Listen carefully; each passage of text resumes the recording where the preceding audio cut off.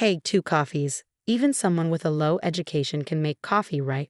Sebastian laughed as he looked at me. Today was the day Sebastian, an elite who graduated from a prestigious university and worked at a big company, brought his fiancée over. Yet, he deliberately ordered me to make coffee, treating me as if I were just the housekeeper. The man who would be my brother-in-law mocked me playfully, while his fiancée said nothing. No, it was more like she couldn't say anything because she didn't understand English. Sitting next to Sebastian, his fiancée, a beautiful Asian woman with black hair and black eyes, waited for his translation. I gave her a kind smile. I'm Karen. Currently, I'm a 28-year-old part-time housewife. I graduated from a local public high school and immediately got a job as an office worker at a construction company, where I worked for nearly 10 years. I met Ash there, who is 2 years my senior, and married him. He's often mistaken for being intimidating due to his large build, but he's actually a very gentle person. Working in a place dominated by men, I was one of the few female employees and sometimes faced cold attitudes from superiors. The company's president embodied old-fashioned thinking, which influenced the company culture. I managed to continue working until I got married, supported by Ash, who was my direct supervisor. Saved by his kind nature in both work and personal life, I gradually became attracted to him and confessed my feelings, leading to our relationship. Both of us being reserved, we nurtured our love smoothly without major conflicts. I was enveloped in happiness, thinking I could marry Ash after the family meeting, but then an incident occurred. Ash's family consists of his mother, Bridget, and his older brother, Sebastian, who is 2 years his senior. Ash's father passed away when he was still in elementary school. Bridget works from morning till night every day to raise her growing sons. The first time I met her, the number of wrinkles uncharacteristic for her age spoke of her hardships. When I decided to marry Ash, he asked me to live with Bridget at her house. Having met Bridget several times before, I happily agreed. Bridget, saying she always wanted a daughter, treated me very affectionately. On the day of the family meeting, as soon as I arrived, Bridget took the lead in hospitality, showing her wonderful attention to detail. Ash is a bit shy, so I was worried, but seeing him bring home such a wonderful girl, you never know how life will turn out, Bridget said. Ash, telling her to stop, blushed a little. It seemed they had a good parent-child relationship, so I wasn't worried about living with Bridget. However, the problem was Sebastian, the other person I'd be living with. He looked like Ash, but his personality was the complete opposite. When I introduced myself as Ash's fiancé, Sebastian unabashedly looked me up and down without any restraint. I was already feeling uncomfortable at this point, but what Sebastian said next was shocking. Typical of a low-educated woman, looking so plain. Hearing this almost sexual harassment-like comment from someone I just met, I felt humiliated and anger welled up inside me. Amused by my flushed face, Sebastian looked at me with a sleazy smile. Just as I braced myself for more comments, Ash and Bridget, who had gone to the kitchen, returned with coffee and cookies. Ash sat next to me with Bridget and Sebastian facing us across the table. While Bridget and I were talking, Sebastian kept interrupting. Karen, you went to that high school. Hate to say it, but isn't it the one with the lowest college progression rate around here? Why'd you go there? Didn't think about your future? In this day and age, women without an education aren't in much demand. But it's good Ash doesn't seem to mind. I passed though. Talking to a dummy might make me dumb too. My lack of higher education was more because I wanted to get a job early to ease the burden on my parents than disliking studies. Fortunately, the school I attended was a business academy, so I was blessed with qualifications and employment opportunities. This allowed me to choose my current company from a wider range of options than most high school graduates. I was working hard to save money for my much younger brother while also sending money to my parents. Ever since he was little, my brother had wanted to be a school teacher, which required going to university. Moreover, Ash had been by my side for years, seeing who I am inside. Even if I had been less educated or even a school dropout, he would not have treated me differently. Still, why does Sebastian insist on taking his high education and looking down on me? I heard Sebastian works for a major company with overseas dealings. Bridget, who raised them by herself, said he studied hard, achieved excellent grades, earned a scholarship, and went to university. Since graduating from a state university in Los Angeles and joining his current company, he's been sending a significant amount of money home every month for 10 years. When I later talked to Ash about this, I thought it was impressive, but I couldn't forget Sebastian's snide attitude. I guess he became bitter because he dedicated his bright youth entirely to studying. Thinking this way made me feel a little bit better. Sebastian, knowing I couldn't respond as Ash's wife, gradually started to act more arrogantly. Karen, if you're just going to sit there, maybe you could clean up the entrance. You know mom's back is bad, right? The sweets you always buy are too sugary. You're not young anymore. You should choose something more age-appropriate. Instead of me, Bridget would step in to stop him, but Sebastian wouldn't always listen to her words. In fact, he would lecture Bridget, saying it's not good to spoil me. It's true that Bridget's back isn't in good shape, and I hadn't given much thought to the selection of sweets. When I agreed with Sebastian's points, Bridget always apologized later. I'm sorry, my dear. He just can't speak gently, but he praises you when you're not around. He's just not honest, so forgive him. But if something really bothers you, please tell me right away. I see. He praises me in front of Bridget, probably to indirectly keep her from intervening. With his pride in his education, he seems quick-witted in such matters. Since then, I've been relentlessly put to work by Sebastian, almost like a housekeeper. Sebastian treats me like a housekeeper only when we're alone and limits his nagging when Bridget and others are around. When he occasionally does it, Bridget or Ash would defend me, so I didn't worry too much. But every time Sebastian saw me, he would say, Karen, why don't you take the initiative in doing housework? And urge me to take over Bridget's chores. I can still move around, so Karen, please relax. We're not living together just so you can do housework. Relax and enjoy your time here with Bridget and Ash. Saying this, Sebastian was quiet when they were around. But perhaps as revenge, when the two went out for shopping or errands, Sebastian started dumping even his own room cleaning on me. Anger welled up in me, wondering why I had to do this just because Sebastian said so. But I didn't want to spoil my good relationship with Bridget because of him, so I decided to endure a little. Sebastian, as if venting his daily frustrations, would berate me as a failed housekeeper and take his stress out on me. I too grew tired of dealing with Sebastian properly, so I just brushed him off and continued to ignore him. One day, Sebastian told me he wanted to introduce his fiancée to us. Honestly, I couldn't care less, but I thought this might stop the harassment towards me, so I felt a bit relieved.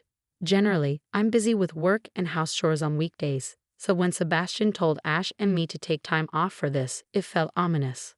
My hunch was right, and Sebastian proudly introduced us to his fiancée. She was an astonishingly beautiful Asian woman, like someone straight out of a magazine. Her name was Mina, 3 years younger than me, but she seemed very mature and composed. She met Sebastian through work, apparently. It turns out his claim of working at a major corporation wasn't just for show. At such a renowned company, it's not unusual to have beautiful women like her.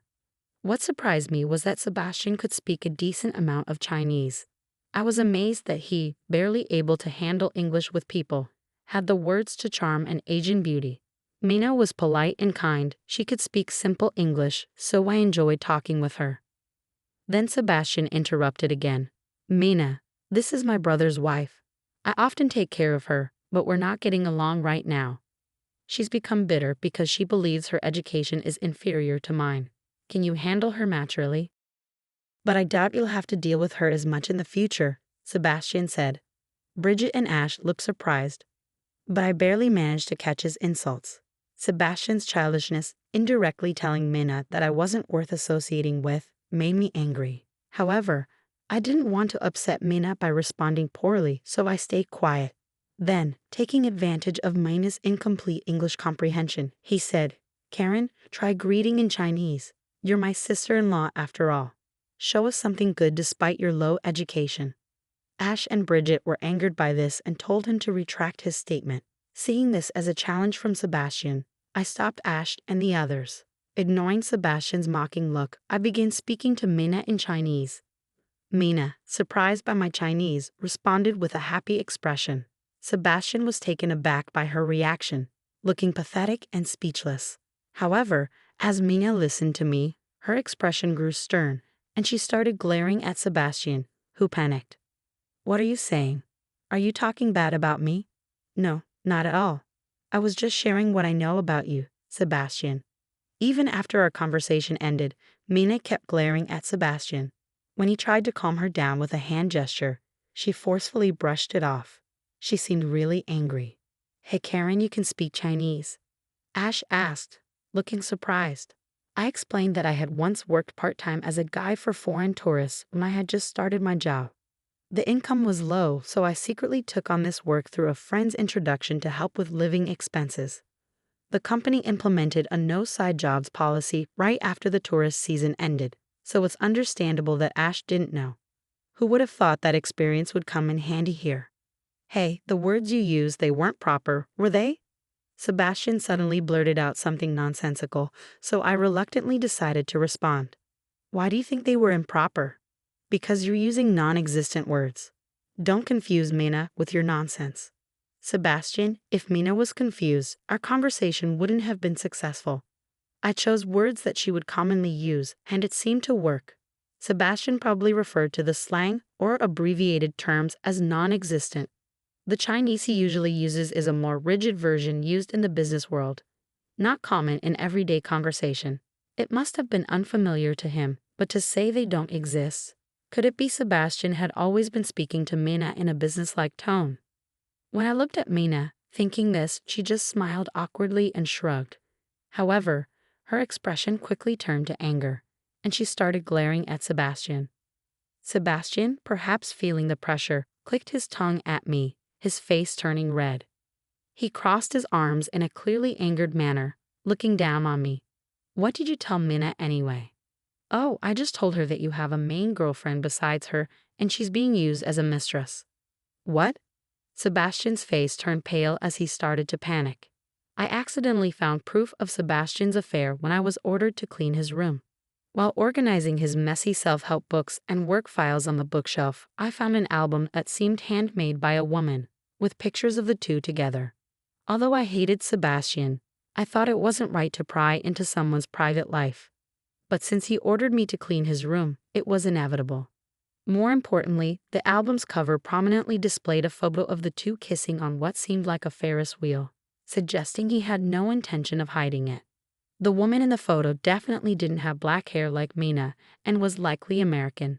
From the numerous similar albums that strongly expressed self-importance, it was clear that Sebastian's relationship with his girlfriend had been a long one.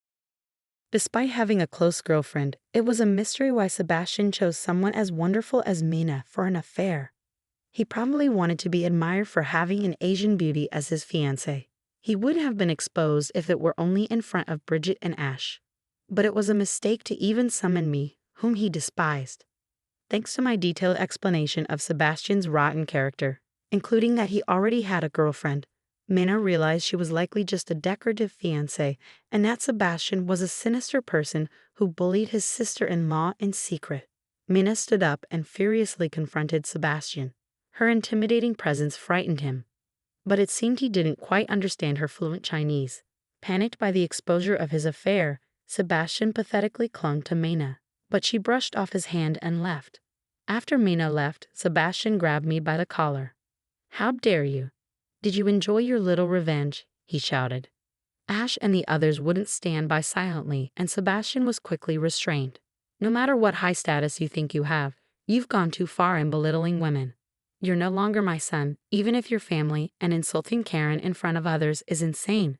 Despite everything said, you've treated Karen like a housekeeper in secret." "I'll never forgive this," Bridget shouted, usually calm, even starting to cry. Sebastian, seemingly hurt by these words, slumped his shoulders. He was then led away by Bridget and Ash and eventually kicked out of the house. After the storm had passed and the house quieted down, Bridget apologized to me. Seeing her sad expression, I couldn't say anything more. Then Bridget sighed deeply and said, "Let's stop living together for a while. This is the parents' house, and we don't know when Sebastian might come back.